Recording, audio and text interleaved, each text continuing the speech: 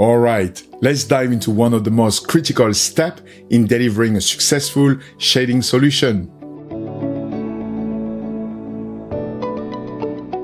Getting the measurements right is what makes everything else work smoothly. Quoting, fabrication, installation, and ultimately, customer satisfaction. When it comes to measuring roller blinds, precision is key. Let's start with the two main mounting types again, because the way you measure depends on whether the blind is being installed inside or outside the window recess. For an inside mount install, to measure the width, always take 3 measurements at the top, middle, and bottom of the recess. This avoids issues if the window is slightly off square, as well as for any other inconsistencies. Then, use the smallest dimension. From it, you will deduct 3 mm, as this will help you sliding and installing the blind within the window recess. That final measurement will be your bracket to bracket dimension. Alright? Now for the height, measure from the top of the recess to the window sill or floor, depending on the size of your window. Do 2 measurements minimum. This will help you to find out how level the window is. Finally, measure the depth of your window reveal to make sure it supports the chosen bracket or top window treatment like pocket or fascia you intend to use. Good. Now, for an outside mount install, your width will be the full bracket-to-bracket dimension needed to cover the window and any surrounding trim. Then, take into account 19 mm of light gap on each side and make sure you're happy with the final overlapping amount of fabric you'll have. For the height, measure from the top of the mounting surface, wall or ceiling, to the finished drop you need.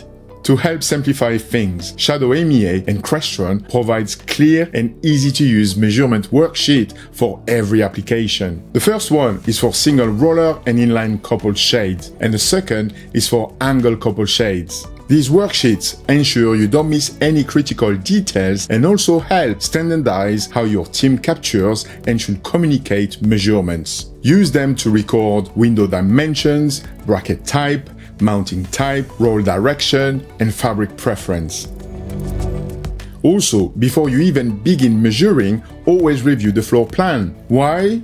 Because the floor plan gives you the orientation of the building, the window positions and sizes, the room functions, and key project context to help you recommend the right shading solution. Starting with the floor plan helps you to work smarter, not harder, and ensure nothing is missed. With floor plan, you can even start quoting your project and get your client a quick budget quote. It will also allow you to list all sorts of questions you need to ask him or her in order to finalize your order. Then, once your order is in, plan some site visits to ensure that each window has the right kind of support for the shades, that it has the correct space for installation and operation of the blind, especially if you intend to use pockets or fascias.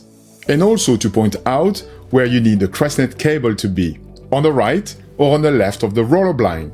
You can even use this Crestron document here for guidance. Remember that at the end of the day, you need to avoid the cable to rub against the moving roller or the fabric. And you also need to get the cable out of sight for a premium finish. Then, when the site is ready for the final measurements, that the walls and floors are complete, get your final measurement at this point. Update your basket and complete your order. Finally, once you completed your blinds installation, never leave the site before setting the up and down limits of your shade as shown on the installation manual. And once that's done, your blinds are ready for Crestron commissioning. That's it.